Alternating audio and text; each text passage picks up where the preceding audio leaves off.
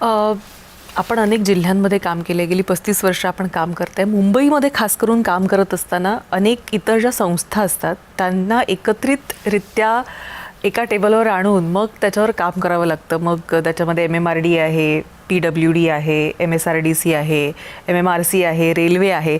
तर इतक्या सगळ्या यंत्रणांऐवजी मुंबईमध्ये एकच अशी एखादी संस्था असती तर अधिक काम सोपं झालं असतं असं वाटतं का तुम्हाला?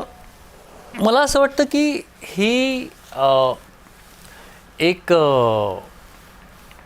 कन्सेप्च्युअल पातळीवरती ही कल्पना खूप छान वाटते की एकच यंत्रणा असावी, मग तीच यंत्रणा सगळं करेल.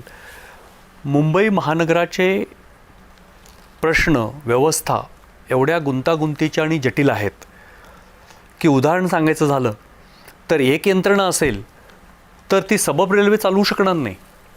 कारण त्यासाठी जो काय अनुभव पाहिजे, जी वेगळ्या पद्धतीची तांत्रिक क्षमता पाहिजे, ती त्या दुसऱ्या यंत्रणेला असणार नाही. त्याचप्रमाणे समजा आपल्याकडे इथं नेव्ही, डिफेन्स या सगळ्या यंत्रणा आहेत, तर त्यांची जी कामं आहेत ती तेच लोक करू शकतात, कारण ती राष्ट्रीय सुरक्षेच्या दृष्टिकोनातून वेगळ्या पद्धतीने करायची कामं आहेत. ती दुसरी कुठली यंत्रणा करू शकत नाही. आपल्याकडं 2 महत्त्वाचे पोर्ट आहेत, मुंबई पोर्ट आहे आणि JNPT आहे. ह्या पोर्टची जी कामं असतील, बंदराची कामं असतील, ही कुठली तिसरी यंत्रणा नाही करू शकत.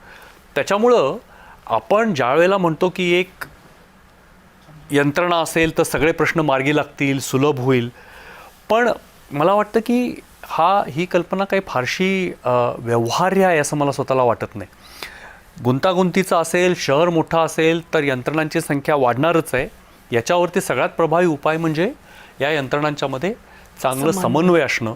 समन्वय असेल तर मला वाटत नाही की किती यंत्रणा असतील तरी त्याच्यामुळं फरक पडेल, पण चांगला समन्वय असणं आणि कुठलेही आपसी हेवे दावे आणि इगो न ठेवता जर आपण मुंबईकरांसाठी काम करतोय असं जर सगळ्यांनी ठरवलं तर मला वाटत नाही किती यंत्रणा असतील तरी त्याच्यामुळं काही अडचणी निर्माण होतील. कोस्टल रोड हा BMCने बनवला, तर तो अनुभव कसा होता?